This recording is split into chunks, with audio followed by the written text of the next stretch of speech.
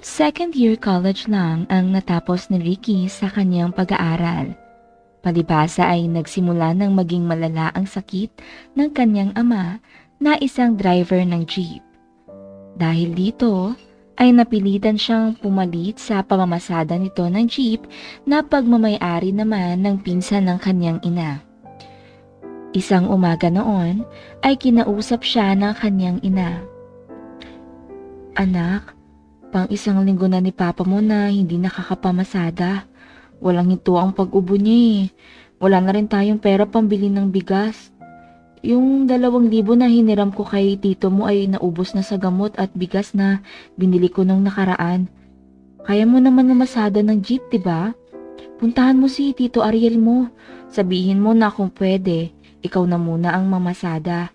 Para may maipambili tayo ng bigas mamayang hapon. Sige po ma. Ubusin ko lang tong kape at pupunta na ako agad kina tito.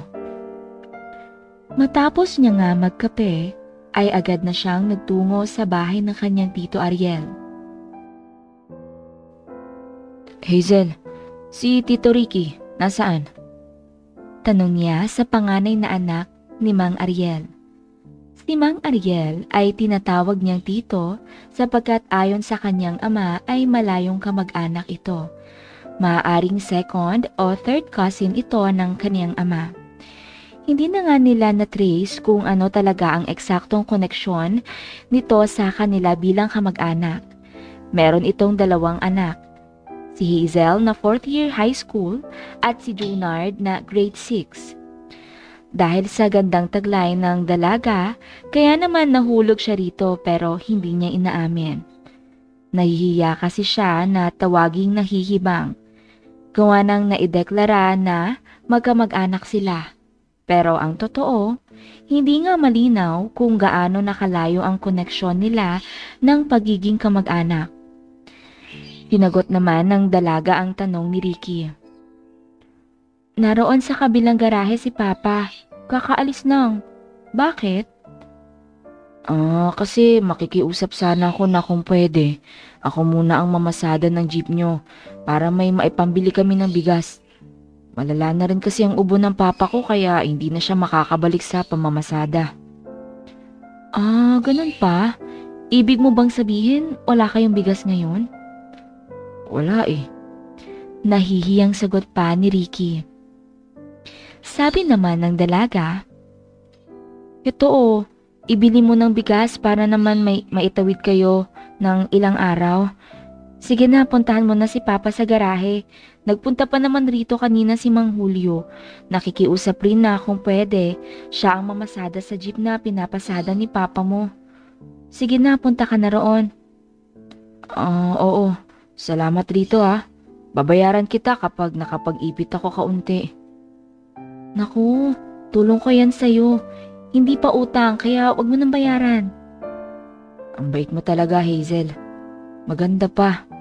Swerte naman ng magiging boyfriend mo. Wika niya sabay talikod. Pero hindi nakalampas sa tenga niya ang isinagot noon. Manhid ka lang kasi kaya hindi mo maramdaman na ikaw ang maswerteng yun. Wika ng dalaga. Pero kahit narinig iyon, ay pinalampas lang ni Ricky. Nasa hindi magandang sitwasyon siya, kaya mali na haluan niya ng ganoong bagay. Pagkarating sa kabilang garahe, ay naabutan niya roon si Mang Ariel. Matapos nilang mag-usap ay pinayagan naman siya na siya na ang mamasada. Kaya dali-dali na siyang umuwi. Pero bumili muna siya ng 5 kilong bigas, kape, asukal at sardinas bago umalis para mamasada. Para naman may kainin rin ang kanyang nanay at tatay niya habang wala siya. Nagulat pa nga si Aling Sonia kung saan galing ang perang ipinangbili roon ni Ricky. Sinabi niya na lang na galing sa tropa. Inutang niya. Noong mga pagkakataong iyon ay nasa 19 na taong gulang na rin si Ricky.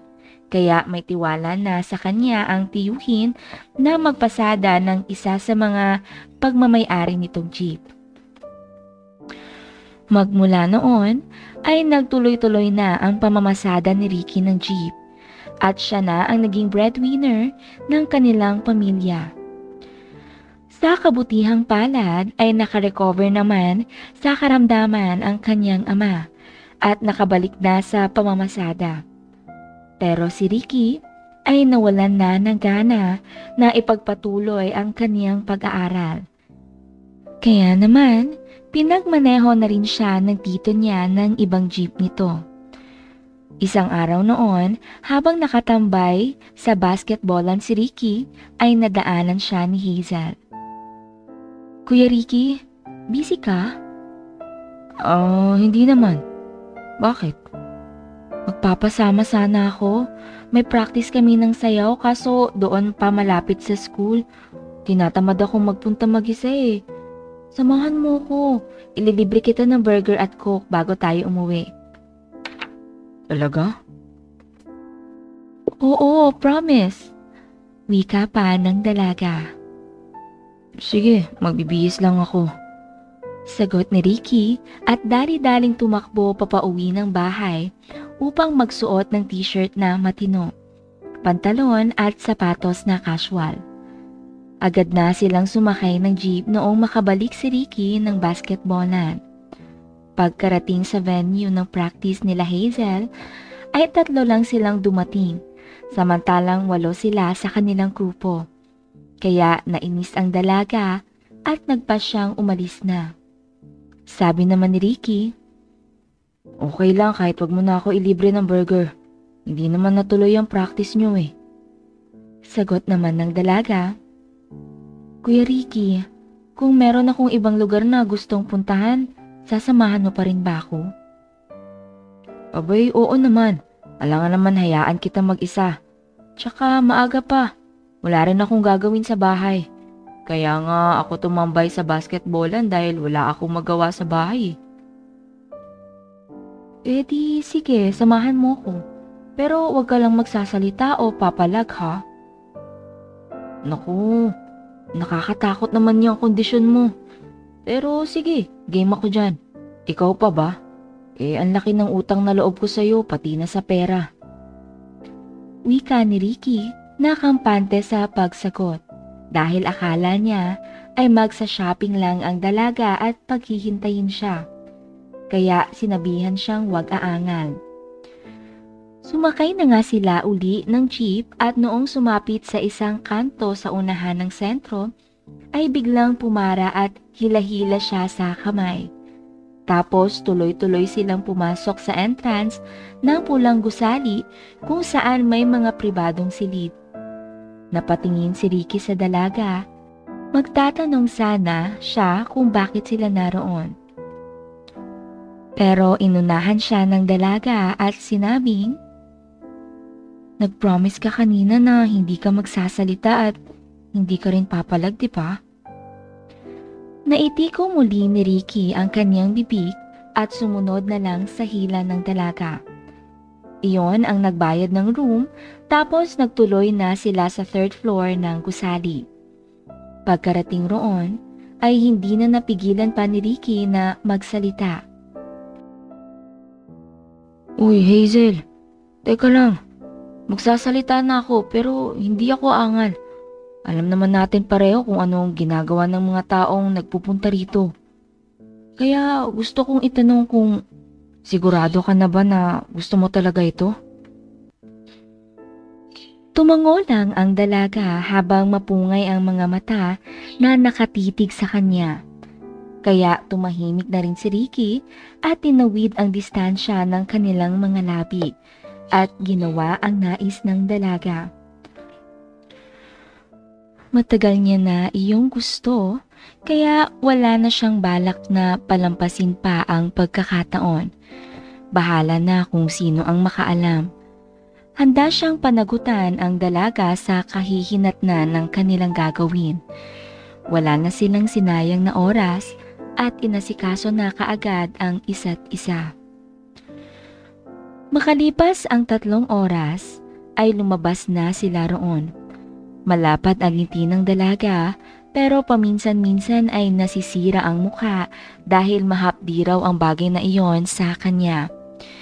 Hindi niya naman first time pero ilang beses pa lang rin nasubukan, kaya noong muling may bisitang naligaw sa loob ay nanumbalik ang hapdi at sakit. Pagkarating sa bahay ng dalaga ay hindi na pumasok si Ricky. Hinatid niya lang ng tingin. Wala silang naging usapan kung may relasyon ba sila o wala. Pero magmula noon, sa tuwing gusto ng dalaga ay magpapaalam lang iyon sa tatay na may school activities at magpapasama kay Ricky dahil siguradong gagabihin siya. Kaya naman naging madalas rin ang paggawa nila sa bagay na iyon. Pero ika nga, walang permanente sa buhay. Biglang nagbago ang dalaga noong makagraduate ito ng high school at pumasok ng kolehiyo. May mga naging bagong kaibigan kaya nawalan na ng oras kay Ricky. Tinanggap naman iyon ni Ricky dahil wala naman siyang karapatan na umangal dahil wala naman silang relasyon at kapag kinumpronta niya ang dalaga ay baka marinig pa sila ng kapatid. E di mas lalong malilintikan sila kapag nalaman ang kanilang matagal ng ugnayan. Pinilit na lang din ni Ricky na mag-move on kahit pa ang totoo ay nahuhulog na rin siya sa dalaga. Makalipas ang 5 taon at 24 years old na si Ricky, medyo nakakaramdam siya ng pananawa sa ginagawa niyang pamamasada araw-araw. Naging permanenteng driver na rin kasi siya ni Mang Ariel noong bumili iyon ng karagdagang unit ng jeep. Lahat ng kinikita ni Ricky ay inientrega niya sa kanyang ina. Tanging pamerienda lang ang iniiwan sa kanyang wallet. Sa madaling salita, wala siyang ipon. Isang araw, nasa hapagkainan sila at naghahapunan nang kausapin niya ang mga magulang. Ma, medyo nagsasawa na po ako sa pamamasada. Nakaka5 taon na ako sa ganitong hanap buhay at wala pa rin nagbabago sa buhay natin. Isang kahig isang tuka pa rin ang sistema natin. At hanggang ngayon ay nangungupahan pa rin tayo ng bahay. Paano ko matutupad ang pangarap ko na mabilhan kayo ng sariling bahay kung ganito lang ang income ko palagi? Sabi naman ng kanyang ama, anong gagawin mo? Kung ipinagpatuloy mo sana ang pag-aaral mo, di sana nakapagtapos ka na ngayon ng kolehiyo at nagtatrabaho na sa opisina. Sabi naman ni Aling Sonia sa asawa, Lucas, wag mo nang sisihin ang anak mo. Nawalan na rin siya ng ganang magpatuloy sa pag-aaral dahil 2 taon rin siyang nahinto gawa ng pagkakasakit mo. Kaya hindi mo siya masisisi na mawalan ng gana. Oo, alam ko naman yun, Sonia. Pero lahat naman ay pwedeng ipagpatuloy. Ano kung magsimula ka sa umpisa? Ganun talaga ang buhay. Minsan nadadapa tayo dahil sa mga hindi inaasahang pangyayari o karamdaman. Pero hindi ibig sabihin nun na dapat manatili ng nakadapa na habang buhay. Dapat tumayo rin kung gustong pagbabago. Ay, ewan ko sa'yo, Lucas. Kaya nagsasalita ng ganyan ang anak mo dahil may gustong sabihin. Kaya manahimik ka muna at makinig sa sasabihin niya. Anak, anong gusto mong sabihin sa amin? Mapa, bala ko pong lumuwas ng Maynila at hanapin ang kapalaran ko roon. Tutal, nasubukan ko na rin naman ng ilang taon rito at walang pagbabago. Kaya maaaring nasa ibang lugar ang swerte ko. Naghihintay lang sa akin. Sasagot pa sana si Mang Lucas nang piniga ni Aling Sonia ang kamay nito at pinanlakihan ng mga mata. Sige anak, kung ano ang napupusuan mong gawin, gawin mo lang. 24 ka na. Siguro naman alam mo na ang makakabuti o makakasama sa'yo. Basta sana kahit na nasa malayo ka, ay huwag kaming kakalimutan ha. Hindi mo naman kailangan na magpadala ng pera dahil nakakapamasada naman uli si papa mo. Pero kailangan namin malaman kung kamusta ka na roon. Kaya sana sumulat ka palagi. O di kaya kapag nakaipon ka na ay bumili ka ng cellphone. Tapos tumawag ka kina tito mo at sabihin gusto mo kaming makausap para pupunta kami roon sa kanila. Maraming salamat po ma sa pangunawa. Linggo-linggo po ako tatawag sa inyo pagkarating ko ng Maynila. Matapos ng kanilang hapunan, ay agad umalis ng bahay si Ricky at nagtungo sa bahay ng tito Ariel niya para kausapin ang kanyang malapit na pinsan, si Junard, ang bunsong kapatid ni Hazel. Oh, Kuya Ricky, bakit narito ka? Mamamasada ka ba uli ng gabi? Naku, Junard, hindi. Makikiusap sana ako sa'yo. Baka pwede mo akong pautangin ng pera dyan. Kahit 3K lang. Babayaran ko rin. Uhulog-hulugan ko nga lang. Bala ko kasing lumuwas ng Maynila. Susubukan ko roon. Mahirap ang buhay rito eh. Kahit dalawa na kami ni Papa na namamasada. Sigurado ka ba dyan, Kuya Ricky? Oo naman, sigurado ako. Dahil nararamdaman kong naroon lang ang swerte ko. Naghihintay sa akin. Eh di, sige. Hintayin mo ko dyan at kukuha ko ng pera sa kwarto ko. Salamat insan ha. Napakabait mo talaga. Bait lang ang meron ako. At pogi rin pala. Kakamot-kamot sa ulo na wika ni Ricky. Sabi naman ni Junard, inuuto mo lang ako kuya eh. Ano ka ba, manalamin ka nga.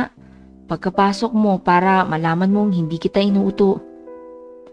Makalipas ang ilang minuto, ay bumaba na muli si Junard dala ang perang hinihiram ni Ricky. Eto Kuya Rico, mag-iingat ka sa Maynila ha. Ito nga pala ang number ko. Text mo ko agad kapag nagka-cellphone ka na. Oo, syempre. Salamat rito insan ha. The best ka talaga. Mag-iingat ka roon Kuya Ricky. Oo, salamat. Wika niya at agad nang umuwi. Alam niyang mapera ang pinsang lalaki dahil spoiled iyon ng ate at ng tatay. Kaya kapag nagigipit ay doon siya nangungutang. Nahihiya na kasi siya lumapit kay Hazel. Kinabukasan ay lumuwas ng Maynila si Ricky at nagpunta sa Commonwealth, Quezon City. May tiyuhin siya roon sa side naman ng kanyang amang si Lucas. Ito ay si Mang Orly o Orlando sa totoong pangalan. Tiyo Orly, magandang tanghali po. Bati niya sa tiyuhin noong naroon siya sa tapat ng bahay noon. Wala naman kasing gate ang bahay, kaya kapag bukas ang pintuan ay kita na ang mga nasa loob. Ricky, ikaw na ba yan? Opo, Tiyo Orly. Halika, pasok ka. Anong meron at lumuwas ka ng Maynila? Gusto ko po sana maghanap ng trabaho rito. Walang pag-unlad sa probinsya eh. Isang kahig, isang tukalang sistema palagi. Ganun ba? Ano bang alam mong gawin? Nakapagtapos ka ba ng pag-aaral? Hindi po. Pero 5 taon po akong driver ng jeep at maingat po akong magmaneho. Baka may alam po kayo na pwede kong applyan dyan na kumpanya bilang driver o kahit grocery po. Naku Ricky, wala. Pero may alam akong naghahanap ng personal driver. Si Ma'am Karina, yung may-ari ng mga paupahang apartment sa kanto. Siya rin ang may-ari ng building na inuukupan ng isang bangko at isang grocery. Ganon kasi ang negosyo nila mag-asawa. Kaso noong namatay ang asawa niya, ay siya nang nag-aasikaso ng lahat ng kanilang negosyo. Inalok nga ako maging driver niya eh. Pero hindi ko tinanggap kasi walang day off. Makakapag-day off ka lang kapag day off niya. O yun bang hindi siya aalis ng bahay? Eh halos araw-araw yata umaalis yun dahil maraming ang inaasikaso. Tapos gusto rin stay in. Kasi nga walang day off. Kaya gusto niya kapag may lakad ay madali niyang matatawag. Pero yun nga lang ang kinaganda, Ang laki ng offer. 25,000 monthly. Bali, parang assistant, driver, bodyguard ang trabaho mo sa kanya. At sa tingin ko, pasok na pasok ka roon. Wapo ka. Matangkad at matikas ang katawan. Kaya pang presidential bodyguard ang datingan mo eh. Ano, ayos ba sa'yo yun? Opo, tiyo. At least, hindi ko na kailangan magrenta ng matitirhan kapag stay-in at libre ang pagkain. Oo, wala kang poproblemahin roon sa pagkain. Galante yun sa pagkain. At may sariling kusinera na tagaluto ng pagkain. Ang sabi sa akin ng dating driver, kahit anong gusto mo kainin na available sa ref at pwede mo kainin, o magpaluto ka ng gusto mong ulam sa kusinera, ipagluluto ka rin agad. Ayos pala tiyo. Ano pong pwede niyo po ba akong ihatid roon? Naku, masyado kang nagmamadaling magtrabaho. Wala ngang day off yun. Baka hindi na kita makita pang muli kahit narito lang tayo sa iisang lugar. Bukas na kita ihahatid roon. Mag-inuman muna tayo ngayon. Gusto rin kitang makakwentuhan muna ng matagal.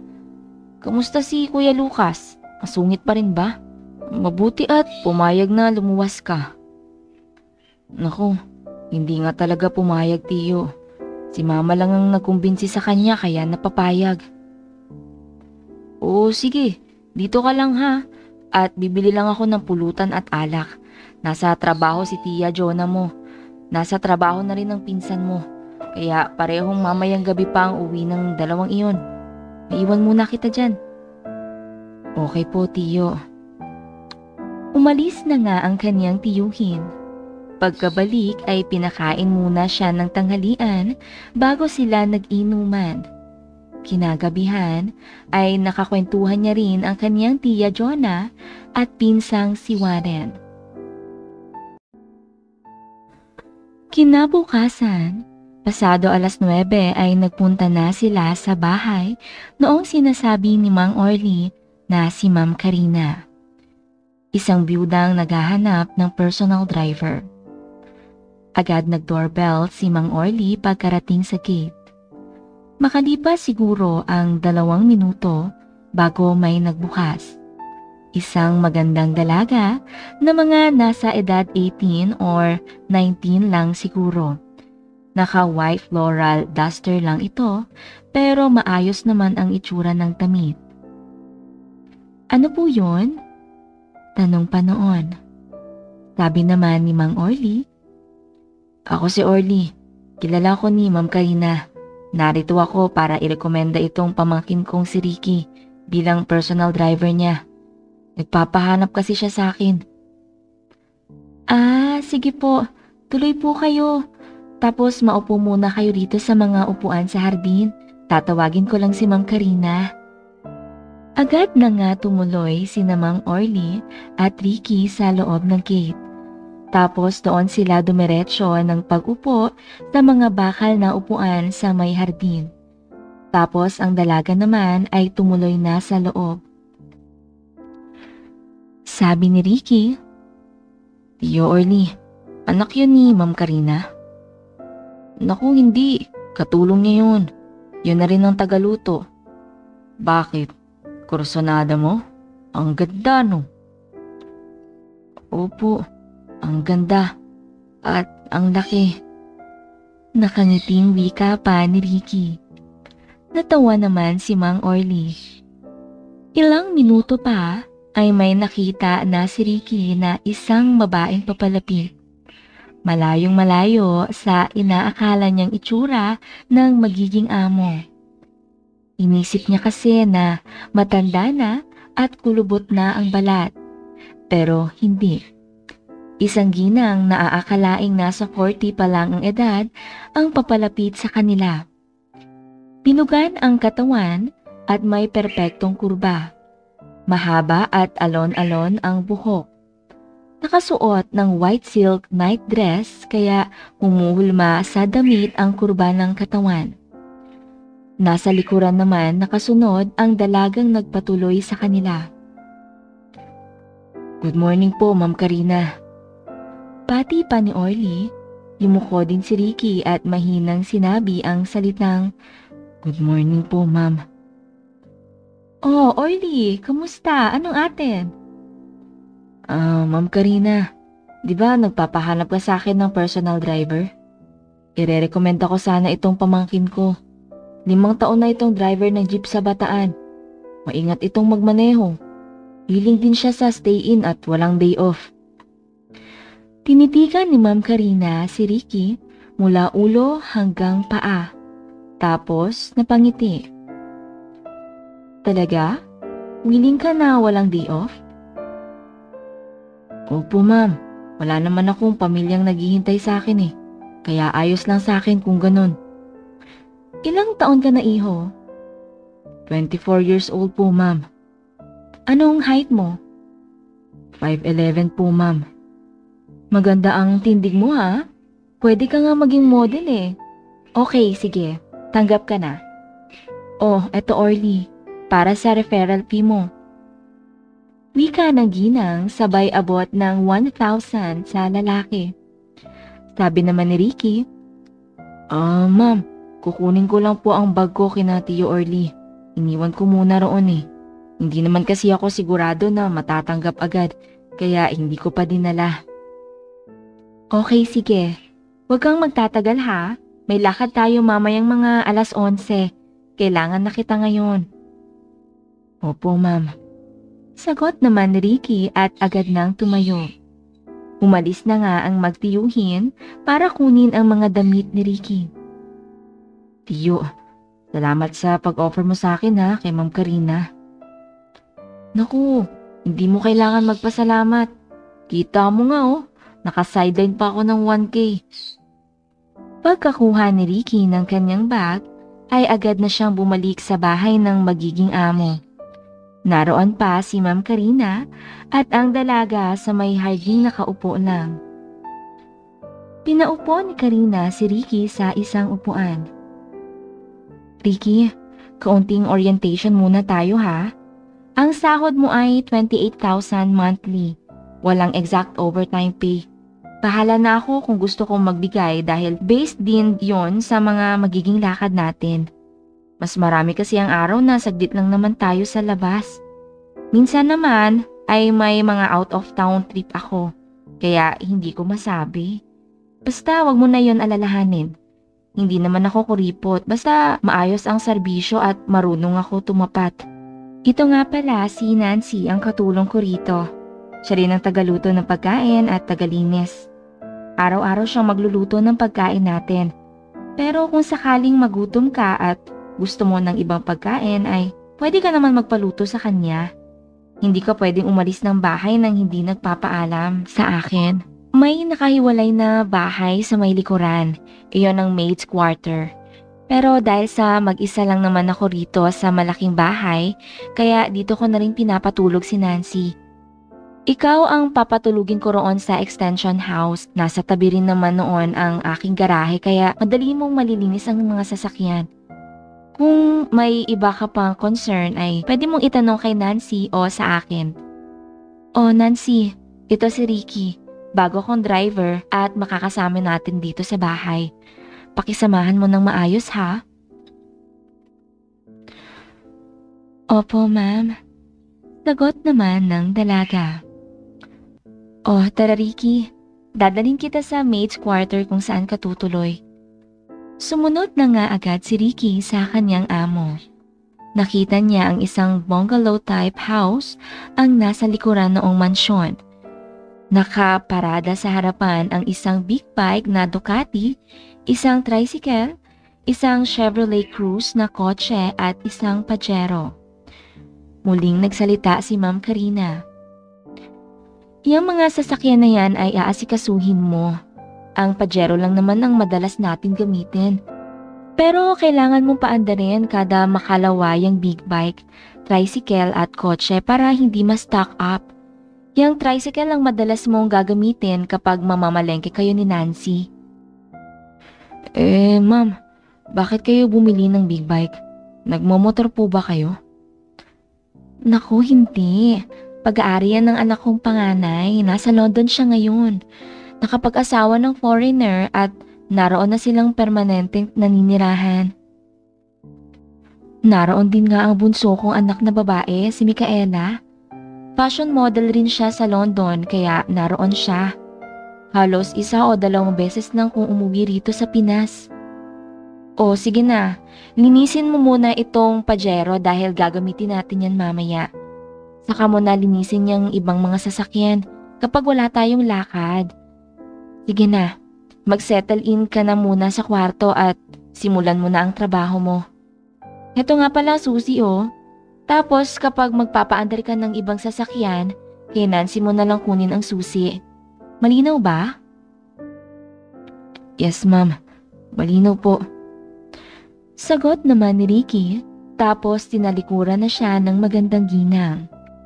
Pumasok na si Ricky doon sa bungalow house, mukhang bagong tayo lang din iyon dahil napakalinis at bagong pintura. Noong buksan niya ang CR sa dulo ng hallway, ay nakita niyang may 2 paliguan at 2 kubeta iyon. Parang intended talaga na patirihan sa maraming empleyado. 2 ang kwarto. Iyong isa ay may 2 double deck bed. Tapos iyong ikalawa ay isa lang ang double deck. Kaya doon na siya pumasok. Ipinatong niya sa upper deck ang mga gamit at iba pang mga toiletries. Nagsuot na muna siya ng shorts at santo, saka lumabas na agad ng bahay para simulan ang paglilinis noong Pajero na gagamitin raw sa lakad ng kanyang amo. Agad niyang sinimulan ang paglilinis. Noong malapit na siyang matapos, ay nakita niya si Nancy na papalapit. May dalang tray, may lamang pitchel na may juice, baso at sandwich na naka-wrap sa wax paper. Ricky, magmerienda ka muna. Nag-almusal ka na ba?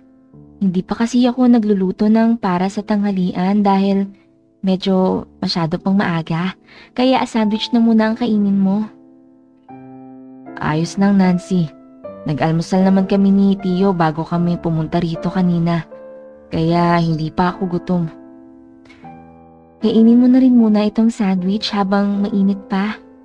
Ako pa naman ang may gawa nito. Sige. Nahihiyang sagot pa ni Ricky at naghugas ng kamay bago lumapit sa dalaga. Iniabot ng dalaga ang naka-wrap na sandwich. Noong buksan iyon ni Ricky, ay nagulat siya dahil ang palaman noon ay sliced ham, fried egg, lettuce, kamatis at white onion. Tapos, iyong dressing ay kulay puti. Mukhang mayonnaise pero masarap. May maliit na bottle din na iniabot sa kanya ang dilag. Hot sauce raw iyon. Unang kagat pa lang ni Ricky, ay tila nagtwinkle na ang kanyang mga mata dahil sa sarap noon. Wow! Grabe! Ang sarap nito! Ngayon lang ako nakatikim ng sandwich na ganito kasarap. Mas masarap pa ito sa hamburger sa fast food eh. Wika ni Ricky. Abot tenga naman ang ngiti ng dalaga dahil sa kanyang papuri. Sabay sabing, Talaga? Nagustuhan mo? Hindi ka nagbibiro? Bakit? Mukha ba akong nagbibiro? Buong buhay ko ay ngayon lang ako nakatikim ng ganito eh. Mabuti at nagustuhan mo. E di ganyan palagi ang merienda na gagawin ko para sa iyo. Oo, hindi ako magsasawa rito. Kahit umaga, tanghali, gabi, ay ito lang ang kakainin ko. Naku, hindi yun pwede. Kasi palagi ring masarap ang pagkain pinapaluto ni Ma'am para sa regular meal. Kapag nakatikim ka noon ay siguradong magugustuhan mo rin yon. Talaga? Ayos na ayos pala rito. Siguradong tataba talaga ako nito.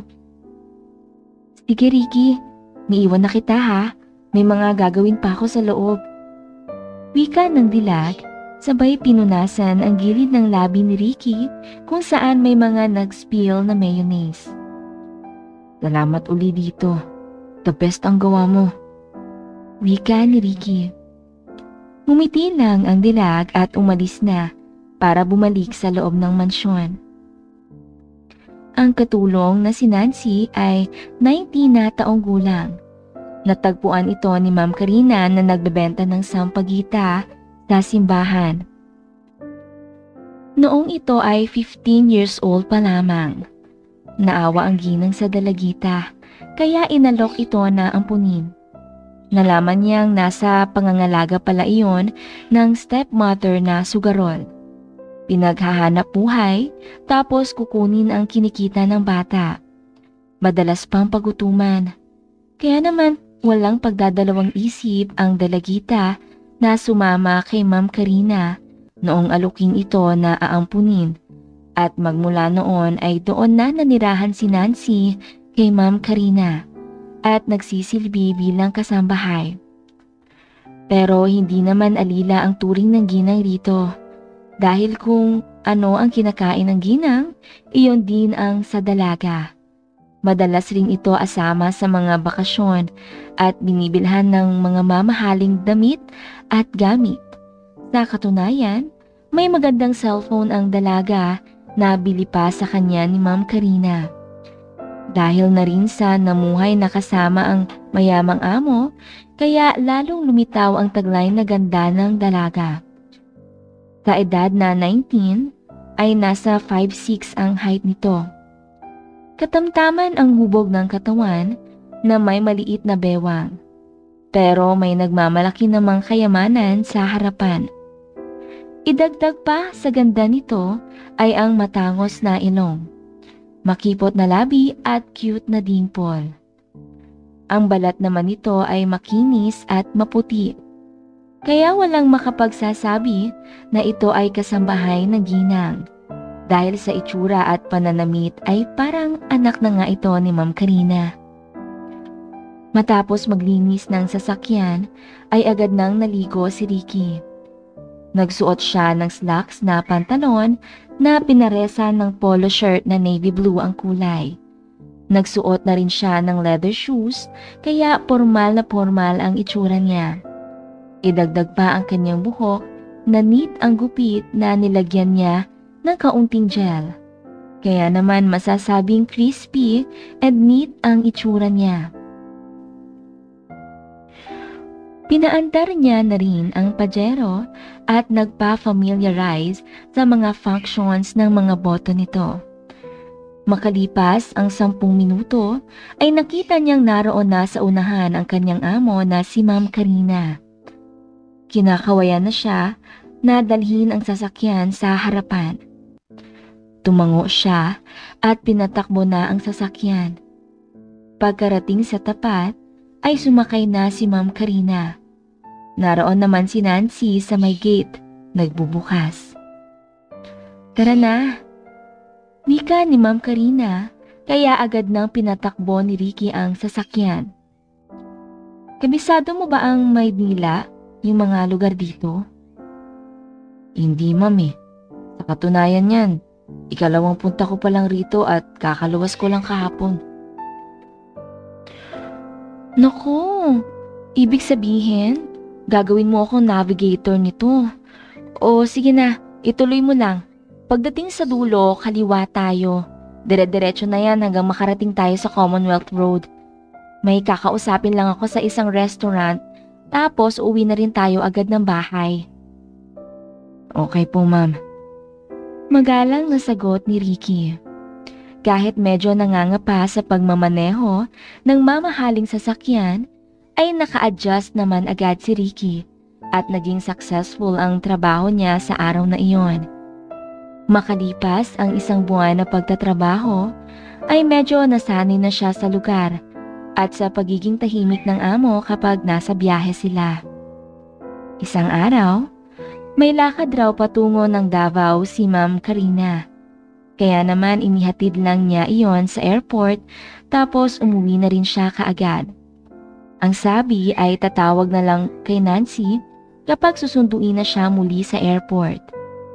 Hindi pa rin kasi sigurado kung aabutin siya ng 2 o 3 araw sa lakad sa Davao. Pagka-uwi ni Ricky sa mansyon, ay pinagbuksan lang siya ni Nancy ng gate. Tapos nawala na bigla sa kaniyang paningin. Kahit nakakaisang buwan na siya sa bahay ng amo, ay hindi pa rin sila nakakapag-usap ng sarili na ng dalagang si Nancy. Dahil tila takot ito sa amo na mahuli. Hindi maitatanggi ni Ricky na malaki ang pagkakagusto niya sa dalagang ito dahil maganda naman talaga iyon. At imposibleng may lalaking makakapagsabi na hindi iyon maganda. Kaya naman, gusto niya ring mapalapit rito. Lalo at ito lang ang maaari niyang makausap sa araw-araw. Maliban sa amo niya na kahit nakakasama, ay hindi naman nagsasalita. Sinubukan niya itong tawagin sa loob ng bahay pero hindi sumagot. Kaya naisipan niyang umikot sa bahagi ng swimming pool dahil baka naroon naglilinis. Ngunit noong makarating siya roon ay nagulat siya noong makitang nasa swimming pool ang magandang dalaga. Naliligo at tanging 2 pirasong maliliit na tela lamang ang suot. Kulay puti na may floral design pa ang suot noon. Sabi niya naman, "Nice! Sarap ng ligo ah. Feel na feel kapag wala ang pusa." Sabi naman ng dilag, "Oo, kasi nagagalit si Ate Carrie kapag naliligo ako na ganito lang ang suot ko. Dapat daw white t-shirt at shorts ang suot ko kapag maliligo rito." Bakit naman? Sayang, ang ganda ng hubog ng katawan mo. At pagiging makinis kung maliligo ka lang ng naka-t-shirt. Oo nga kaso wala naman akong magagawa. Kapag sinabi niya ay kailangan talaga sundin. Tara Ricky, sabayan mo akong maligo. Para naman may kasama ako rito. Hindi naman ito malalaman ni ate. Teka, bakit nga pala Ate Carrie na ang tawag mo? Ate Carrie naman talaga ang tawag ko sa kanya dati pa. Kaso kapag may mga ka-meeting siya o may ibang tao rito, ay gusto niya ma'am ang tawag ko sa kanya. Sige na, magpalit ka na ng panligo para may kasama ako rito. Alangan naman nakapantalon ka ng slacks at polo shirt habang naliligo. Oo sige, bihis lang ako. Wika pa ni Ricky at nagtungo sa kwarto niya. Pagkabalik, ay nakasuot na lang siya ng shorts at may nakabalabal na puting tuwalya sa katawan. Pagkalapag lang ng tuwalya sa isang upuan, ay agad siyang nag-type dahil malalim naman ang swimming pool na iyon. Napatili naman ang dalaga sa gulat. Tapos dumiretso ng sisid si Ricky sa harapan ni Nancy. Saglit pa silang nagkatitigan. Kaso naunang bumitaw si Ricky sa pagkakatitig sa mata ng dalaga dahil napababa ang tingin niya sa malulusog na kambal. Lumangoy naman bigla ang dalaga at iniwan siya. Nagpatuloy sila sa paglangoy na tila naghahabulan hanggang sasabihin ni Nancy, "May iwan na muna kita dyan Ricky ha. Kukuha lang ako ng snacks natin. Nagluto ako ng french fries at fish fillet. Gusto kong imerienda iyon." Sabi naman Ricky, "Walang sandwich? Yung paborito ko." "Meron naman. Sige, igagawa kita." Nakangiting wika pa ng dalaga. Makalipas ang 15 minutes ay bumalik na iyon. Tapos nagsimula silang kumain. Matapos makakain, ay muli silang naglunoy sa swimming pool. Nasa 1:00 na iyon pasado pero hindi pa naman sila nagugutom dahil marami nga silang nakahandang mga pika-pika na snacks. Noong mapagod sa paglangoy, ay pareho silang nagpahinga sa bahagi ng pool na hanggang leeg nila ang tubig. Magkalapit ang kanilang mukha na nag-uusap. Hanggang sa may maisipang itanong ang dalaga. Ricky, may girlfriend ka ba sa inyo sa Pataan? Sabi naman ni Ricky. Bakit? May nakita ka bang tinatawagan ako sa phone maliban sa nanay ko? Wala. Eh di wala. Ito naman, namimiloso po pa. Gusto ko pa rin malaman na nagmumula sa'yo. Bakit? Gusto mo bang malaman? Tanong ni Ricky habang nakatitig sa mga mata ng dalaga. Sabi naman ng dalaga na nakalihis ang tingin. Wala lang. Masama bang magtanong? Sabi naman ni Ricky. Eh bakit nga? Hindi na sumagot ang dalaga. Kaya inilapit ni Ricky ang katawan niya sa dalaga at dahan-dahang tinawid ang distansya ng kanyang mga labi. Inakala niyang papalag iyon at itutulak siya pero hindi ginawa ng dalaga. Basta na lang iyon pumikit at nagpaubaya. Kaya naman itinuloy na nga ni Ricky ang kanyang ginagawa. Makalipas ang ilang minuto ay nagsimula na siyang mag-init. Gusto niya nang ituloy sa may mataas na level ang kanyang ginagawa. Kaya binulungan niya ang dalaga. Tara sa kwarto ko. Wika niya noon, dahan-dahan siyang lumayo sa dalaga. Hindi pa rin nakapagsalita ang dalaga. Malamlam lang ang tingin ng mata pero sumunod naman noong hilahin na papaalis ng pool. Pagkarating sa kwarto ni Ricky ay sinimulan niya ang nais niyang gawin at nagpaubaya lang ang dalaga. Kaya naman mas lalo siyang natuwa. Nalaman niyang gusto rin pala siya ng tilag. Noong makatapos ay nanatili sila sa higaan at magkayakap. Sabi ng dalagang si Nancy, Ricky, paano kung makabuo tayo sa ginawa natin? Eh ano naman? Binata naman ako at dalaga ka. Eh di pananagutan kita. Kung papayag si Ma'am Karina na dito pa rin tayo manatiling empleyado, eh di mas okay. Pero kung hindi naman, eh di aalis tayo rito. Marami naman akong pwedeng applyan na trabaho dahil sa marunong akong magmaneho. Dahil sa sinabi ni Ricky ay natuwa ang dalaga. Tumayo ito at sinuman uli ang bagay na iyon. Pero sa pagkakataong iyon ay siya na ang kumilos para mabigyan rin ng kaligayahan si Ricky. Nakatulog na sila pagkatapos noon at gabi na noong magising. Kinagabihan dahil sa wala ang amo, kaya doon si Ricky natulog sa kwarto ng dalaga at halos magdamag silang nagpakapagod at nagpuyat. Makalipas ang 3 araw ay tumawag na si Ma'am Karina. Hello Nancy, anong ginagawa mo? Nasa may poolside po ate, nagdidilig ng mga bulaklak. Mamayang 10:00 ang dating ko dyan ha. Kaya maghanda na kayo ni Ricky para sunduin ako. Hindi ba yan umalis ng bahay? Hindi po ate. Naglinis siya ng mga sasakyan, pati na ng mga big bike at tricycle po. Ah, ganun pa? Mabuti naman. Sige na, maghanda na kayo sa pagpunta nyo ng airport. Okay po te. Sagot ng dalaga at pinatayan na siya ng amo ng tawag. Agad na nga sinabi ni Nancy kay Ricky na ihanda na ang sasakyan dahil susunduin nila ang amo. Sabi naman ni Ricky, anong oras ba daw ang dating niya? 10:00 daw. 10:00 pa pala eh. Napakaaga pa. Halika nga rito. Susulit muna ako bago dumating si Madam.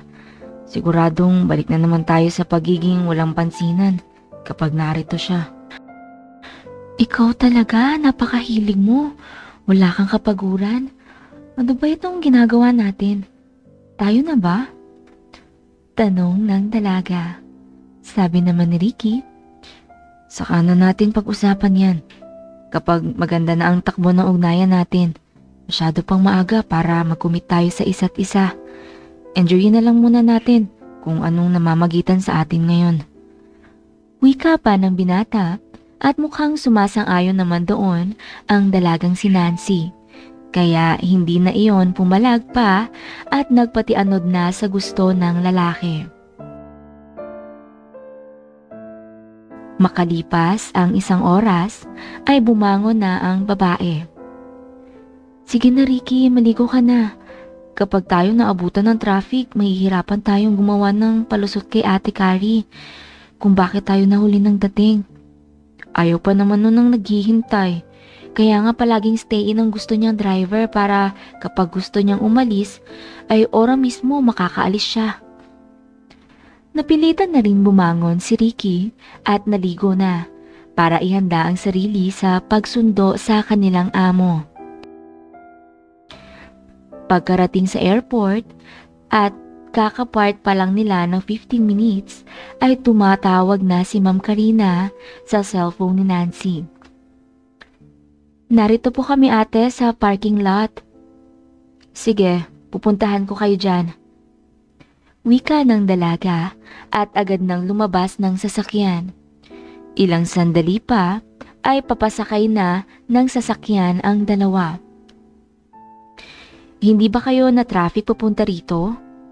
Tanong ni Carrie. Na traffic po ma'am, sagot pa ni Ricky. Oh, sige, magmawa na lang tayo. Siguradong aabutin tayo ng lampas tanghalian bago makarating sa bahay. Sa mawa na tayo magtanghalian. Okay po ma'am, sagot naman ni Ricky at pinatakbo na kaagad ang sasakyan. Sa ilang linggong niyang paninilbihan sa magandang ginang ay marami na rin siyang napuntahang mga lugar sa Metro Manila. Kaya kahit papaano ay alam niya na ang mga major road ng Metro Manila. At ilang beses na rin silang nagpunta sa Pasay area pati na sa MOA. Kaya hindi na mahirap sa kanya ang biyahe. May cellphone na rin siya at tinuruan din siya ni Karina na gumamit ng Waze app para sa ganoon ay alam niya ang road navigation. Nancy, palagi ka bang puyat? Parang nanlalalim yata ang mga mata mo. Tsaka namumutla ka. Ah, ganun ba ate? Baka dahil po ito sa kakapuyat ko sa K-drama. Sinasamantala ko kasi na wala ka kaya halos mag-uumaga na ako tuwing natatapos sa panonood. Ikaw naman Ricky, anong pinagkakaabalahan mo habang wala ako? Pahinga lang po ma'am. Tapos sa 2 magkasunod na araw ay nagpunta ako ng palengke. Yung tricycle lang ginamit ko para naman makatikim ng takbong medyo malayo. Matagal na rin yata yun hindi na ibabiyahe ng malayuan. Bumili lang naman po ako ng tilapia at bangus. Ipinaihaw ko. Namiss ko kasi ang ganong ulam eh. Yun na rin ang inulam ni Nancy. Kaso kaunti lang ang kinain niya. Hindi raw siya mahilig sa isda dahil malansa. Oo, medyo maarte din sa pagkain ng batang to eh. Hindi ka ba gumala ng gabi, Ricky? Hindi po ma'am. Kasi noong dumaan ako kina Tio Orly, wala siya. Nagmaneho daw ng van. 3 days tour daw, yung patungong Ilocos Norte. Kaya hindi rin kami nakapag-usap.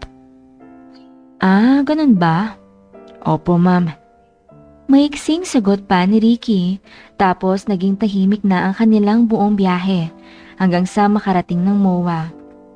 Pagkarating roon, ay kumain sila sa isang mamahaling restaurant, kaya bumanat ng kain si Ricky. After lunch ay sinamahan nila si Madam Karina na maglakad-lakad sa mall at maiilang mga gamit na binili. Naggrocery na rin iyon at bandang 3:00 ng hapon ay umuwi na sila ng bahay. Pagkarating sa bahay ay balik sa pagiging malayo sa isa't isa sina Ricky at Nancy. Strikta rin ang kanilang amo at hindi pwede ang magkarelasyon sa loob ng pamamahay. Pasado 9:00 ng gabi nang katuki ni Karina si Ricky sa kanyang kwarto. Naka-shorts lang siya noon at walang pang itaas dahil mainit at electric fan lang ang gamit niya roon. Sino yan? Tanong ng binata sabay bukas ng pintuan. Nagulat siya noong ang among si Karina ang nabungaran. Titig na titig iyon sa kanyang katawan. Ma'am, ano po yun? Basag niya sa pagkakatulala nito. Ah, eh, Magbihis ka na. Pupunta ako ng kasino ngayon. Naroon daw ang mga amiga ko eh. In 15 minutes dapat ready ka na ha. Doon na kita hintayin sa may gate. Okay po ma'am. Sagot ni Ricky. Tapos noong umalis na ang amo, ay saka pa lang siya nagsara ng pinto. Ang totoo nun, ayaw niya nang umalis pa ng bahay dahil inaantok na siya. Wala kasi siyang pahinga noong hapon dahil nasa daan sila mula sa pagsunto. Pagkarating naman sa bahay, ay naglinis siya ng sasakyan at nagtabas ng mga damo sa likuran para naman may magawa siya. Agad siyang nagbihis at sumakay na sa sasakyan na nakaparada sa harap ng tinutuluyan niyang maid's quarter. Sumakay din naman agad si Ma'am Karina pagkahinto niya sa tapat nito. Pagkalabas ng gate ay tahimik na ang kanilang naging biyahe. Nakatingin lang si Ma'am Karina sa labas ng bintana. Pero paminsan-minsan ay nakikita ni Ricky na nakatitig ito sa mukha niya. Hindi niya na lang pinansin at nag-focus na lang sa pagmamaneho para hindi siya mapagalitan. Pagkarating sa isang kasino sa Pasay City ay sinabi ni Karina, "Dito mo na lang ako hintayin sa sasakyan. Baka 2 oras lang naman ako rito mahigit. Huwag mong iiwan ang sasakyan ha. Uso ang mga nakawan dito." Opo ma'am. Sagot naman ng binata. Habang naglalakad ang amo papalayo, ay tinitigan niya itong mabuti. Napakaganda kasi nito at talagang perpekto ang hugis ng katawan. Sa ganoong ayos at forma ay iisiping mga nasa 30 to 35 years old lang ang kanyang amo. Maliban sa pagiging makinis at maputi, gifted din ito sa mga bagay na nakikita sa harapan. Kaya hindi sinasadyang mapalunok ng laway si Ricky. Pero alam niya naman na suntok sa buwan kung matikman niya ang amo na ganoon pa kaganda. Inilak niya ang pintuan ng sasakyan tapos nabukas ng kaunti ng bintana. Sapat para makapasok ang hangin. Tapos nagpatugtog ng stereo at pumikit para mag-relax. Hindi niya namalayang nakaidlip na pala siya dahil sa bahay pa lang ay inaantok na siya. Napabalikwas na lamang si Ricky nang marinig na marahas ang pagkatok sa bintana. "Ano ba Ricky? Kanina pa ako kumakatok, hindi ka nagigising." Ay, sorry po ma'am. Hindi ko alam na napalalim pa lang idlip ko. "Buksan mo na ang pinto! Bilis!" Tinghal nito sa kanya.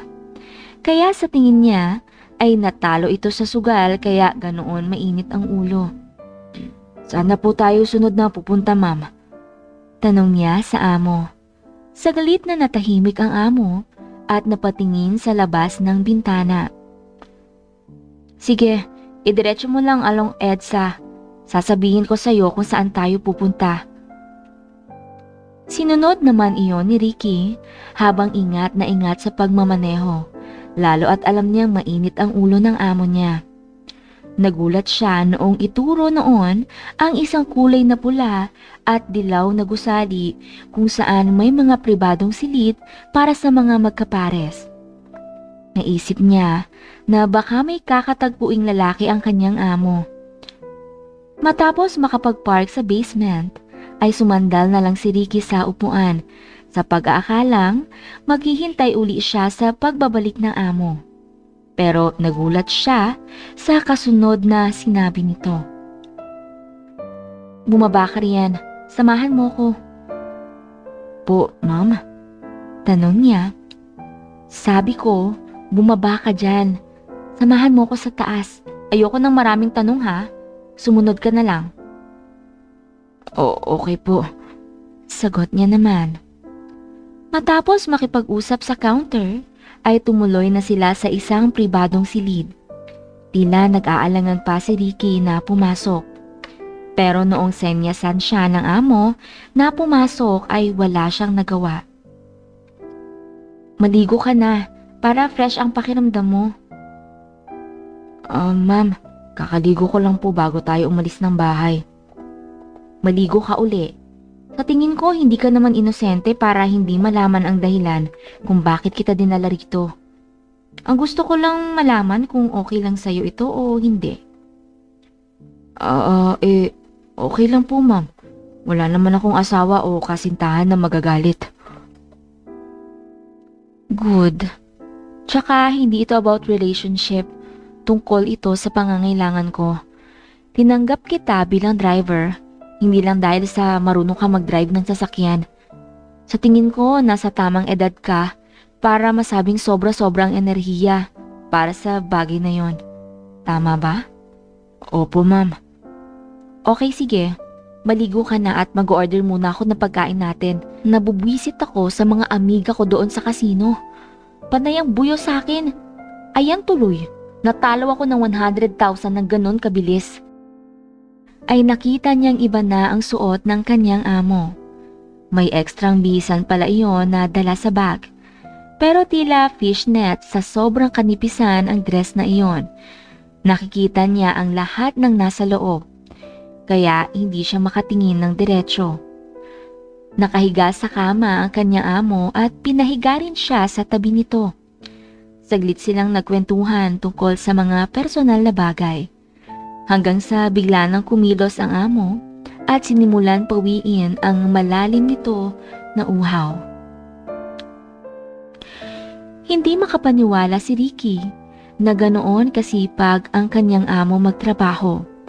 Uhaw na uhaw rin ito at tila mauubusan. Kaya naman sinabayan niya na rin. Hindi rin naman maitatangging nabibighani siya rito. Noong makatapos ng isa, ay muli pang humirit ang amo ng isa pa.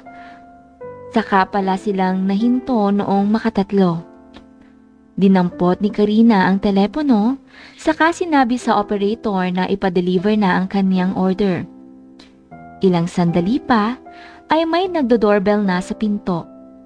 Si Ricky naman ang nagbukas at nagpasok ng mga pagkain, tapos si Karina ang nagbayad.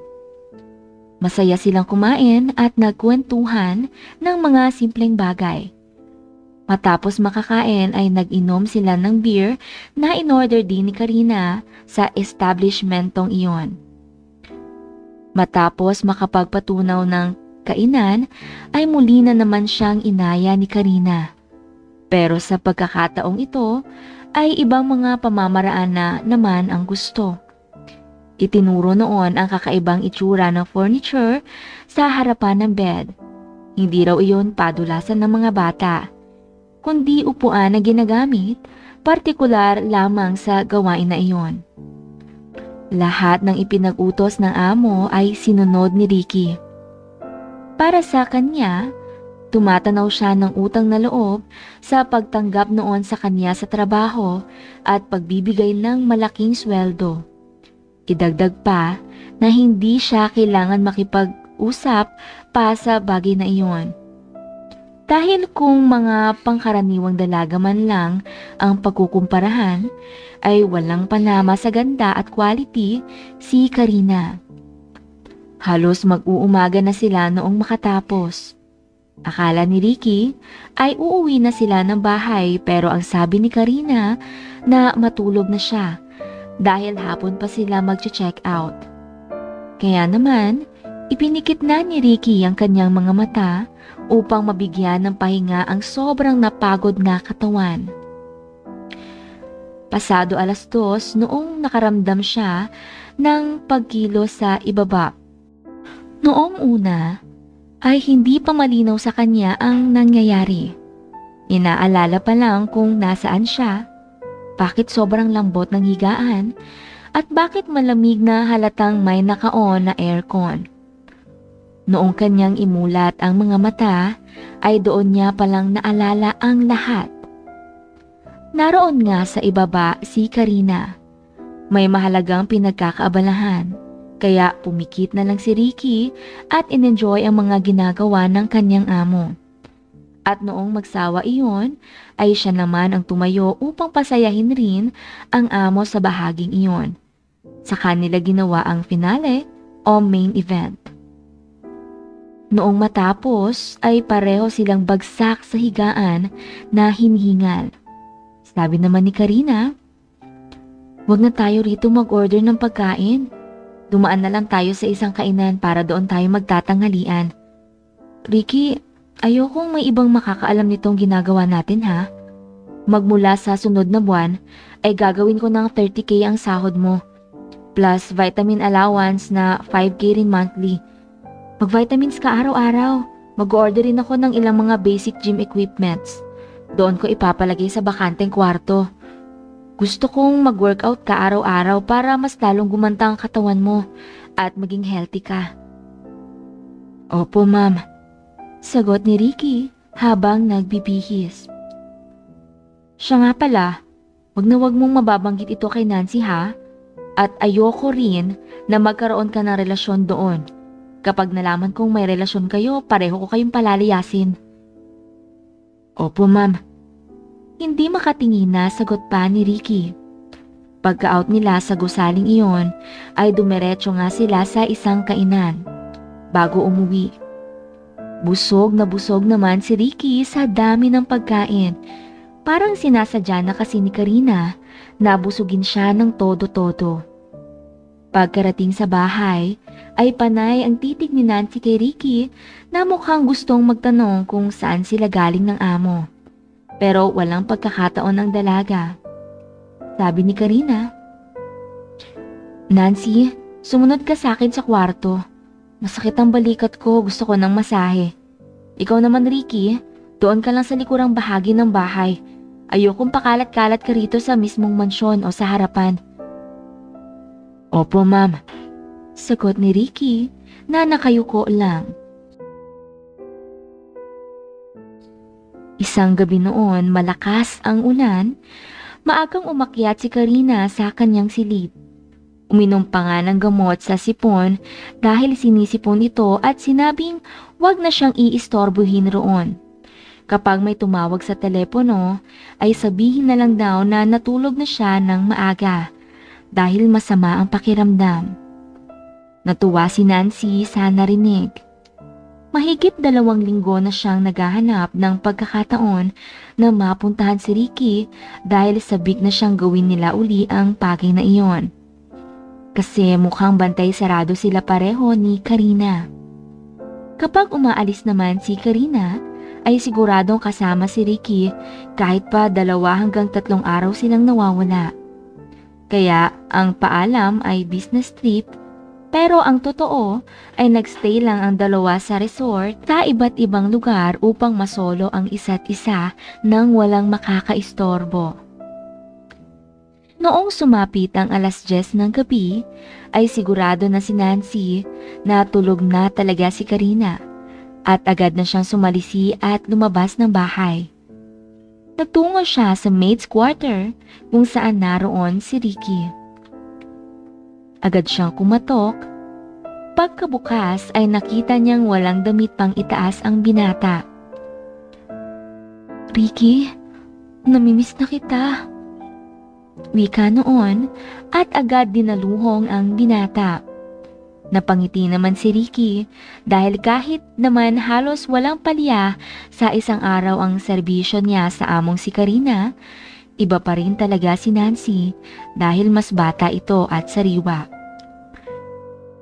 Pinatay niya ang ilaw, saka pinagbigyan ang bagay na ipinunta ng dalaga. Noong makatapos ay sabi ni Nancy, "Ricky, paano na tayo nito? Hindi na ba talaga pwede maging tayo? Wala na akong pakialam kung magalit si Ate Kari. Mahal na kita eh." Sabi naman ni Ricky, "Mahal din naman kita, Nancy. Kaso hindi pwedeng mawala sa akin ang trabahong ito. Wala na akong ibang trabaho na mahanap na ganito kalaki ang sahod at ganito kagaan ang trabaho. May pamilya akong umaasa sa akin. May pinag-iipunan rin ako. Dahil pangarap kong makabili ng taxi kahit second hand para kapag pagod na ako kay Ma'am Karina, ay pwede na ako mamasada ng sarili kong taxi." "Ha? Paano ako?" Di ganito pa rin tayo. At ako, Kung may pagkakataon ay gawin natin. At kung wala, ay maghihintay kung kailan magkakaroon. Pasensya na talaga, Nancy. Sabi naman ng dalaga. Oo, Ricky. Naiintindihan ko. Basta kapag may pagkakataon ay huwag mo akong tatanggihan, ha? Oo naman. Magmula nga noon ay naging patago ang kanilang ginagawa. Makalipas ang 1 taon ay nagdesisyon si Karina na pag-aralin si Nancy.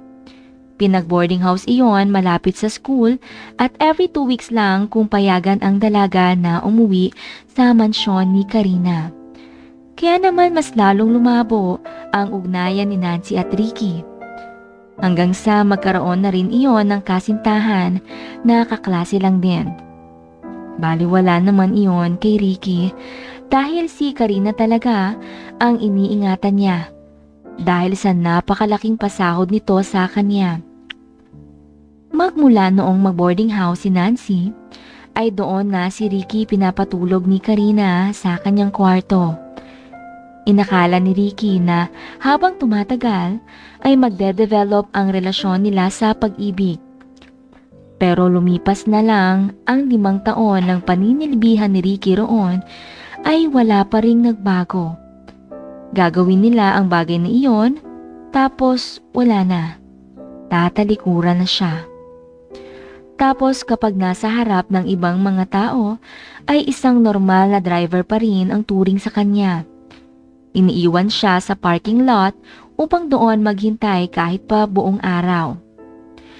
Noong 8 taon na si Ricky sa kanyang trabaho, ay medyo nakaramdam na rin siya ng pagod, lalo at nahinto na ang ginagawa nila ni Karina.